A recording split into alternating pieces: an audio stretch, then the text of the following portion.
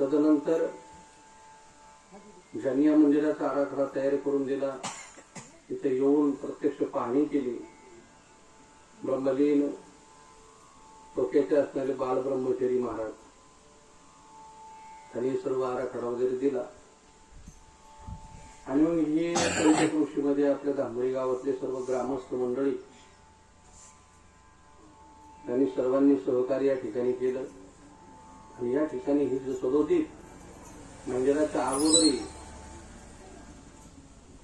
सातत्यानं भगवान शंकराची पूजा अर्चा रोजच त्या ठिकाणी असणारं जे स्नान आपल्या भोळ्या भावानं सात्विकतेनं ही पूजा अर्चा आतापर्यंत गेली आणि करत आहे. त्यांचं पूर्वजन्मीचं काहीतरी प्रारब्ध म्हणा, पूर्वजन्मीचं संचित म्हणा, या संचितामुळं त्यांना ही सेवा या ठिकाणी करण्याची भगवंतांनी या ठिकाणी संधी प्राप्त करून दिली, कृपा केली. असे या मंदिरात